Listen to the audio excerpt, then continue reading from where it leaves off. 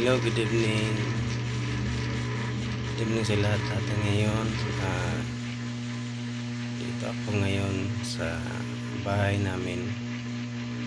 At magko-comment lang po ako sa ginagawa ni Ma'am Beth sa kay Sir Pugong Biyahero.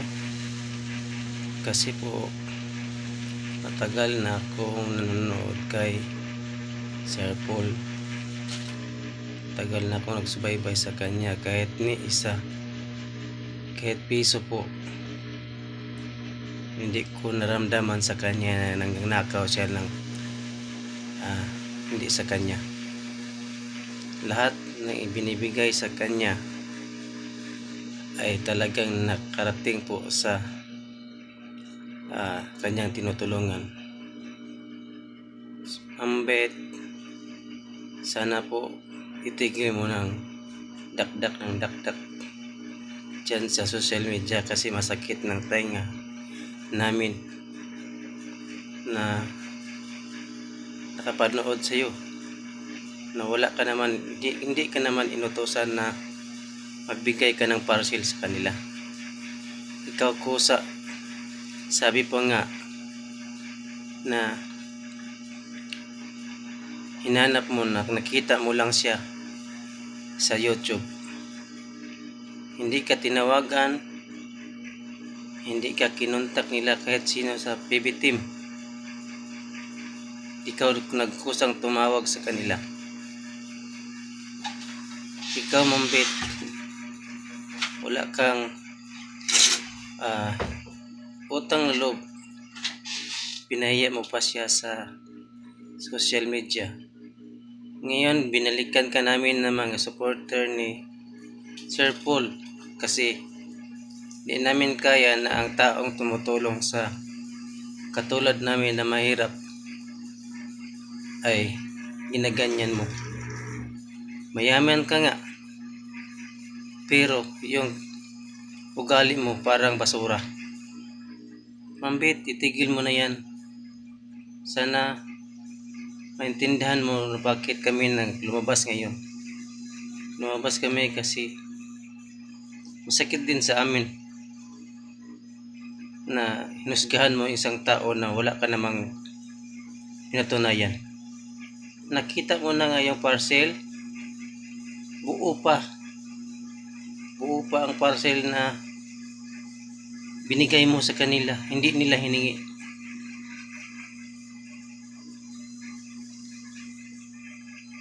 Sana po tumigil ka na sa dakdak dyan. Kung sa Bisaya pa, Ma'am Beth, Piachiti man siguro ka. Kasi alam mo bang Piachiti?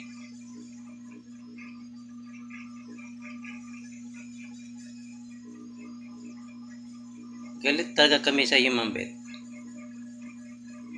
Kaya hindi mo tinigilan kasi sa Sir Paul, mga PB team, wala na sila nagsalita kasi ayaw nilang gulo. Bakit ikaw palagi ka lang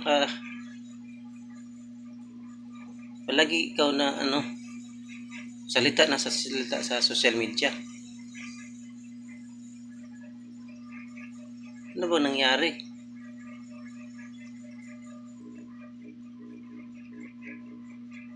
Sana po maintindihan mo po na lumabas kami ngayon, mga supporter ni Sir Paul, kasi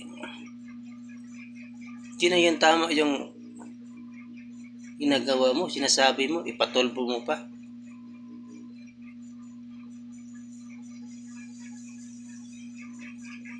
Anong kasalanan ni Sir Paul? Nakita man ang parcel mo, nandyan.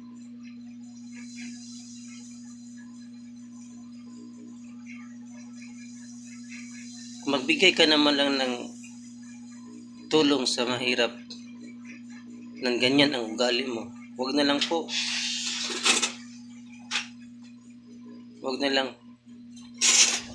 Kasi Ang ibang nagbigay na mga sponsor po,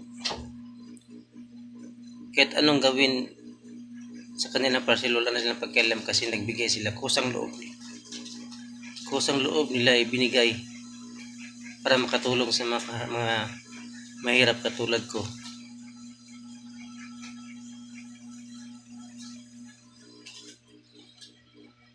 Sakit na sa tainga, Ma'am Bet. Araw-araw ka na nagsalita sa social media.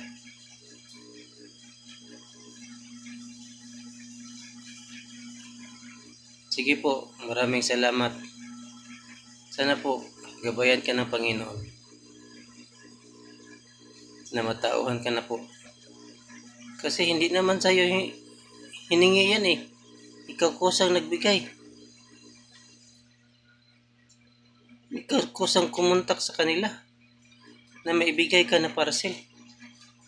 Kaya sa tagalan lang hindi nakita yung parcel mo na sa napakaraming nagbigay sa kanilang sponsor.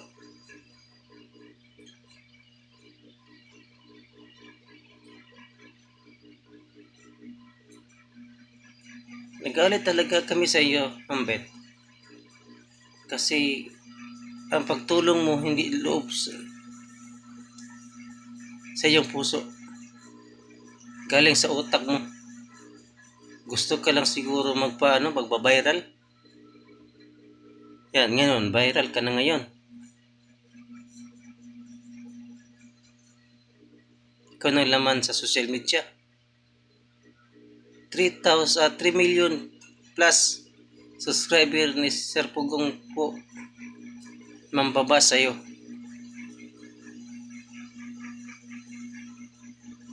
Sana tumigil ka na. Sakit ng tainga namin sa'yo. Sir Paul, huwag kang mag-alala. Nandito lang po kami, mga supporter mo, sa palaging nanonood sa iyo. Iisa lang yan. Iisa lang yan siya. Marami tayo. Tuloy lang ang pagtulong sa mahirap katulad ko. Kasi ikaw lang talaga yung nakarating sa liblib na kababayan namin dito sa Davao. Ikaw lang nakapunta sa malayo. Ikaw lang nakapunta sa mga mahirap na daan. Kasi sinabaybayan ko yung mga biyahe ninyo araw-araw. Sana po gabayan po kayo ng Panginoon. Ingat po kayo. Salamat po. Bye.